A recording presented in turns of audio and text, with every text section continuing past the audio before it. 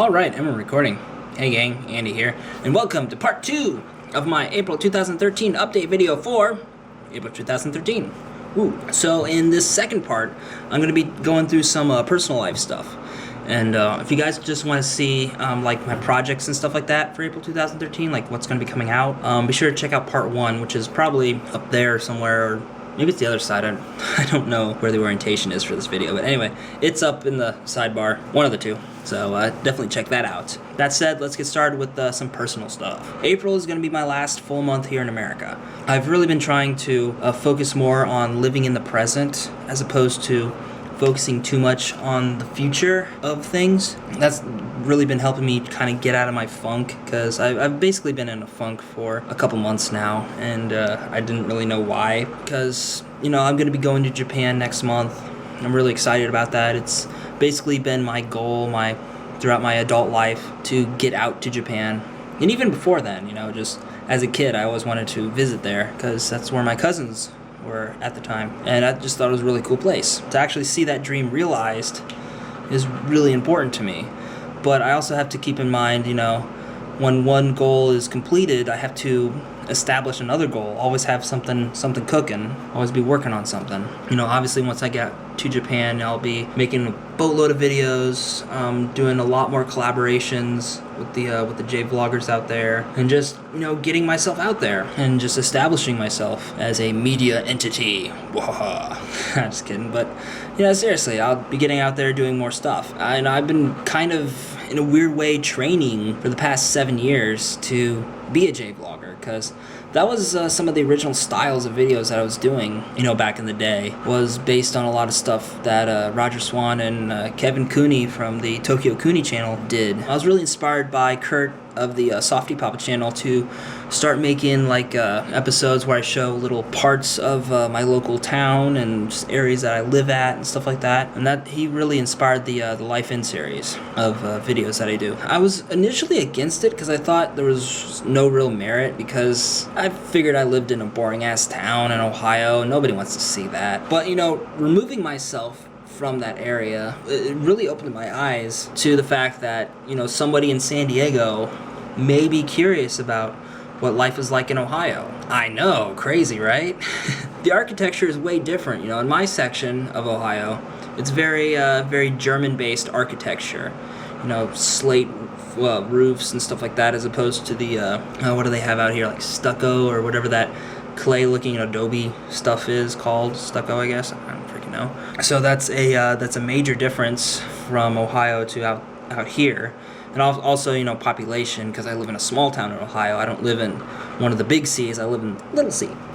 I live in Salina, not Cleveland or Columbus or Cincinnati. You know, I don't live in the big towns. And there's a lot of cool landmarks out in Salina that I know a lot of locals just kind of take for granted. And it's just like, it's there, so what? Who cares? But, you know, somebody who doesn't live in Salina and is not from the area might be interested in something like that. I mean, who knows? You know, you never really know who's watching your videos. And that's another thing that has really been inspiring me, and I think that's what really inspired me to start N-FAQs again, was just a lot of the IRL, you know, in real life feedback of my videos, whether it's positive or just the fact that, hey, I saw your video, you know, even if they didn't have anything to say about it, just the fact that, you know, a real person actually watched my video and it wasn't just like a accidental click through and it's like, oh, who's that fat kid? You know, something like that. It really means a lot to me, and especially, you know, I know a couple guys in my class who watched my STGA school graduation video, and I think maybe a couple of them watched some of my N-FAQs. I'm not sure, but just the fact that they watched just one of my videos is amazing. A group of kids that I had no idea who they were, you know, before starting class, actually know me through my videos, and I've seen, you know, in some way the progress that I made from being, you know, STGSN to STG2. That, I think, is really cool, and I really want to make this, you know, series, this season, or series, whatever you want to call it, of N-FAQs really mean something. So that's going to be my goal with that series. Yeah, like I said, getting back to the whole Japan thing, I kind of went off on a tangent there. I just have to learn to establish different goals now that my main goal of getting to Japan is pretty much fulfilled.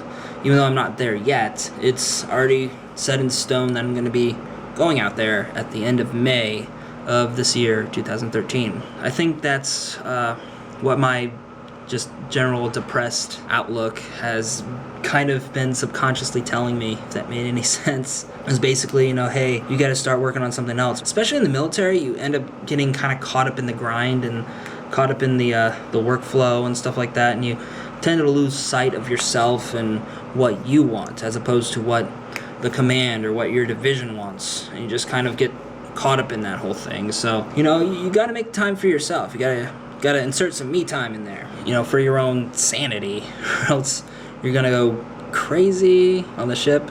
Just saying. So I was reading through one of Danny Choo's blog posts the other day, and it was his How Japan Changed My Life post, and I'll put it down below so you guys can read it as well. And Danny's mostly famous for he did a series of videos on YouTube where he was dressed as a stormtrooper from Star Wars. And he was just dancing around little areas of Tokyo. That's kind of what got him on the map, internet-wise, you know, or as far as like made him internet famous, I guess you could say. But he's also really established himself as a real picture blogger for Japan and a lot of Japan-related stuff. You know, he's really into the anime manga scene and a lot of the like the figures and the dolls and stuff like that. I'm not real big on the figure. Well, some of the figures maybe, but dolls, that's not really my thing. And that's coming from somebody who owns a pink pony. Just saying.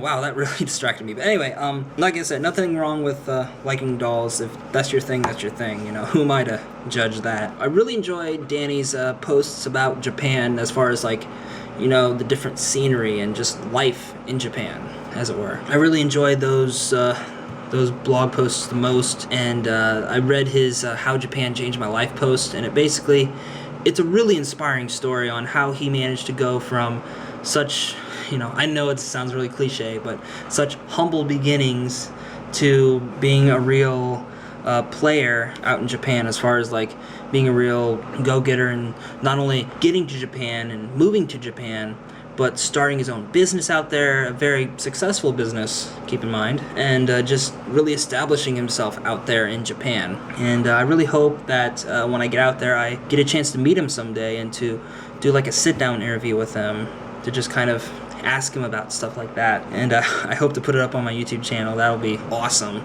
And I also hope to do more collaborations and stuff like that with other J-vloggers out there as well. You know, I think that's going to be one of my main goals when I get out to Japan, is to do more collaborations and to actually get out there and meet other YouTubers, because that's the thing, like I haven't met any other YouTubers. A lot of my friends and a lot of the guys on the ship, you know, they kind of refer to me as the guy on YouTube. You know, nobody else actually does YouTube videos, and if they do, it's maybe like a one-off video or something like that. You know, no big deal. Since I do YouTube videos regularly, you know, I'm known as the YouTube guy. So it'd be nice to actually get to meet some other YouTubers out there and share stories and stuff like that. That's definitely something I really look forward to when I get out to Japan. As well as, you know, like I said, making a shit ton of videos, taking pictures and things of that nature. I think one of the other personal goals I'm going to be having after reading Danny's post is I'm going to start working a little bit more on my Japanese, both spoken and written, because I can't read Japanese for shit. Like, I have no clue what any of the characters are. So I think at least just getting like the basic gist of it down will be a vast improvement for me. And I also want to improve my Japanese grammar, because I mean, I know some words and can kind of string them along in what sounds like a sentence, but as far as I know, I could be speaking like the most broken-ass Japanese of all. I mean, I don't fucking know. I want to try my best to improve upon that. And I know that it's not really going to start taking off until I actually get to Japan, because immersion is the best way to learn something. But I still want to brush up on all that stuff before I get out there. So I'm probably going to be watching Action Teacher and some Give Me a Flake Man stuff to really get my mind into Japanese mode and learning some phrases and words and things of that nature. That's pretty much all I wanted to say in this video. So yeah, this is TheAndySan, signing off for now. Thanking you guys for tuning in to this video and my other stuff. And I also want to thank you guys for liking, commenting, subscribing, send a few friends to the party. And hey, as always, we'll see you next time. Catch you later, guys. Bye.